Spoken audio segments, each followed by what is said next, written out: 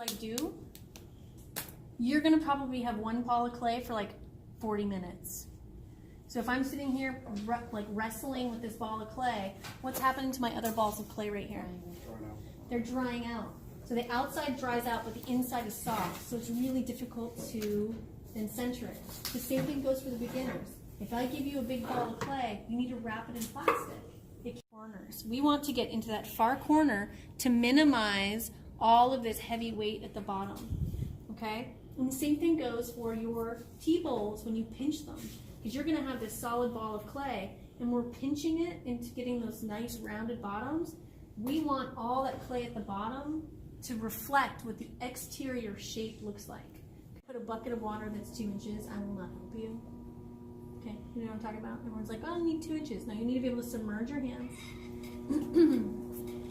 And then you're going to get your wheel to a medium fast speed. Okay? And if you are somebody who is freaking out because the clay is moving and it's like, this seems like it's wrong, it should be still, and you keep going off, on, you need to consciously take your foot off, pedal. As you can see, as I'm leaning over the wheel, my elbows are in my thighs, okay?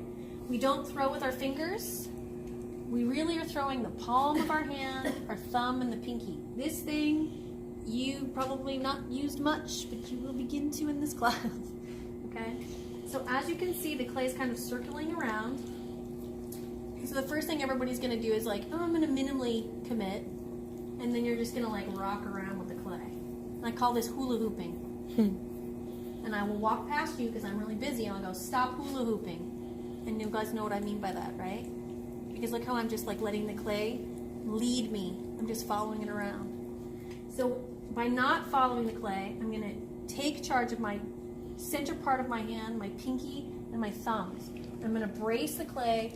I'm not gonna be stiff like a penguin. That's another thing I say, you're doing penguin hands. Because if I'm just taking the clay and I'm squeezing really tight like here, am I covering the whole top of the clay?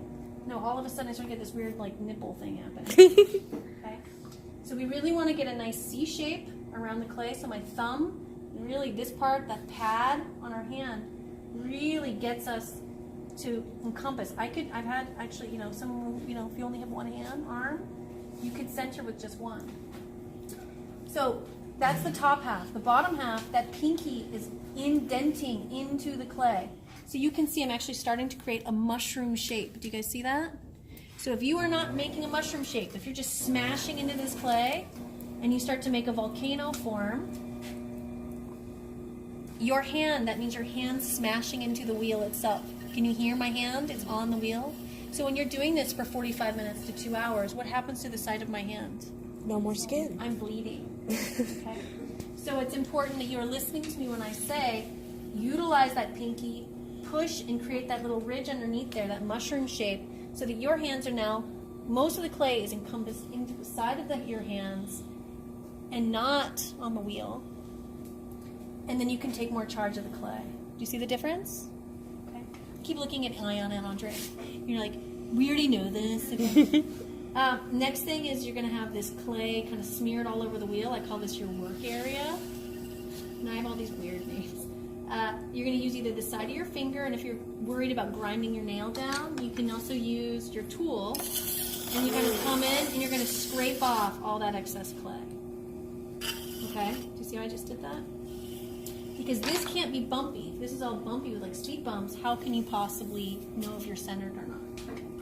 So get that nice and clean. You can also use your sponge. And you can see I'm doing all of this while the wheel is on. I'm not stopping and then going like this. Doesn't that seem like it defeats the purpose of taking advantage of sitting still and letting the wheel do the work? Right? Okay. All right, so now that I'm done with that part, talking about all that stuff, so let's go back to hula hooping. And I'm hula hooping again, and then Katie yells at you. And what I mean by that is you are going to consciously stop your body from moving. You're going to wrap your legs around the wheel, and then making connection to your whole body, you are going to push with your hands and push all this clay into itself and get your body to be very still. And you can see that I keep adding water with my hands. So that's centered. So I did that very fast. Okay? So when you know it's centered, I can turn the pedal up very high. And when I put my hands on it, the clay is not moving. Do you guys see that? But if I just go like this, ooh, is that still centered? No, and I just nudged it a little bit. All right? And then if I stop it, looks centered, doesn't it? So if I'm walking around and you say, Katie, is my clay centered? Can I tell? No. But how about now? Yes. Yeah. It's not. It's not centered, right? Do you guys have any questions yet?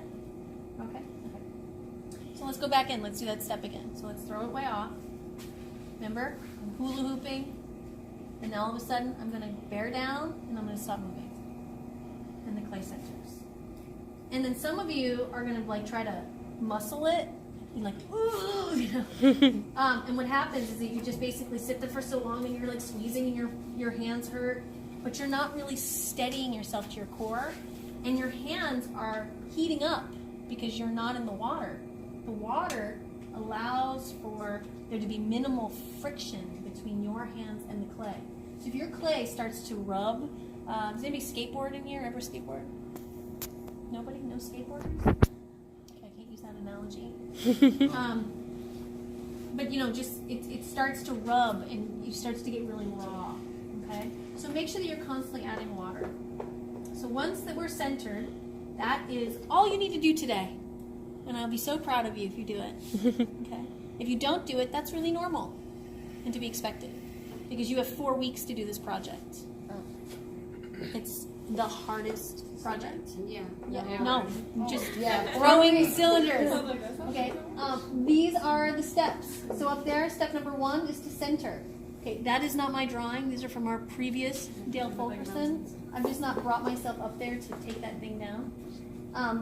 See how he's got a volcano? Imagine that's a mushroom. Okay? And then next step number 1 is to put the wheel on. I guess to cone it up. Or whatever. You can cone if you want to, but I'll do that on the next one. Is to center would be step number 2. Step number 3 is to open. So now we have to poke a hole in this thing. So I'm going to show you 2 different ways of doing this. Number 1 is with thumbs. So when you do it with your thumbs are touching each other. It's not side by side. The thumbs nails are actually like kissing. My elbows are inside my body, and I'm doing this fast so that I go straight down to the bottom. And if I do this correctly, I have a perfect donut. Okay? If I don't do this perfectly, if I start to hula hoop again, what happens to my clay? Uneven. I'm uneven. And now I've got a skinny and a thick side. And maybe it's not a big deal when it's this thick, but when I start to thin my walls out, like in this image here, all of a sudden it's really thick and really thin, and then the whole thing's off. So like I said before, it's extremely technical and very specific. So that's step number 1. Oh, no, not number 1. Number 3. Okay. So now we've made our hole. The next step is now to open our wall. So that step, you're going to take your least dominant hand, which is our left for most of us people. You're going to put that on the side. Your thumb is touching your least dominant hand of your dominant hand. So you guys see that? I've kind of created a butterfly. And you're going to take your middle and ring finger. If that seems weird to you and you want to use your middle pointer, fine. But this is easier for me than this. And I'm going to now squeeze my inside hand to my outside hand. You guys watching me? And this whole time I'm adding water, so nothing's getting too dry. And as I pull this out, I get this nice form. Now I'm going to come in with my sponge. I'm going to do a little housekeeping. Clean up the inside. I'm just going to compress my bottom of my pot, to compress the floor, to make sure that it's nice and structurally sound, because the clay has these little tiny clay particles, and if we don't compress them, they all go in these shooting different directions when they start to dry, and that's when we get cracks. So we'll talk about that as well when we start our pinch pots. Okay. So from here, I've added my my water. You can see I've used my sponge. And now I'm going to start with my throwing. And throwing is actually pulling the clay up the walls. So you can use and so my thumb is out here, but my thumb isn't really doing anything. I can't get rid of it. It's really about the connection between these 2 hands. These 2 pressure points, okay? And a lot of you are going to do weird stuff like this and think like, well, why can't I just throw like this? Because this is it's a lot more controlled. Okay, Sylvia, I know you're going to do it. I'm watching you. I'm just kidding. Okay. So you're going to be like, I'm just going to use the whole side of my hand. But this doesn't give me very much control because there's no real pressure points, right? So we're going to take my 2 points. My thumb is attached, touching my outside hand just for security. And I'm adding water, and I just start to pull. And when I mean pull, I'm just applying pressure and working my way upside the form. Okay. And so that's just doing it with the side of with the tips of my fingers. You can also do it with the side of your pointer finger, right? Like this. And then my favorite is to use a sponge because I like a sponge. So working from the bottom and working your way up. Okay?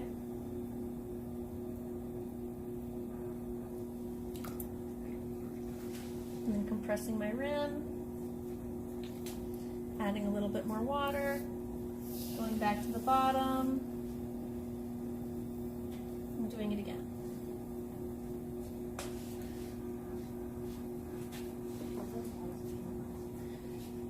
Okay, so this is not a mug size, so I have too much clay. I'm gonna cut that off. So a couple of different things that you need to know about making these is consistency of clay, applying pressure. If you apply the same amount of pressure inside and out, you will go straight up. If I put too much pressure with my inside hand, what happens to my form? It turns into a bowl. If I put too much pressure with my outside hand, I start to get a bottle. So the clay reacts to the amount of pressure you're putting on the clay. So as you can see, as I'm doing each of my pulls, I'm stopping at the top, and I'm doing this thing, it's compressing the lip. So I take my least dominant hand to support the walls. My pointer finger is compressing down. Okay, see how I just did that? All right, so I'm gonna be done with this one in like 2 seconds. And if I wanted to, I could come in with my smooth rib, and I could make this like nice and like, you know, store-bought. Make that. So now that I'm finished with it, this is where you finish off the bottoms of your pieces. I don't grade volcanoes. So very often people will make forms that look like this on the outside and then they kind of come up. They must be tapered at the bottom. So you're going to take your wooden rib, and it's kind of like a cheating trimming technique. You're going to support with your inside hands, and it's your instinct is to have it flat this way, but it's actually the pointed side down. And you're going to cut in to the bottom. Do you see I just did that? To kind of alleviate that excess clay. Because you're not trimming these.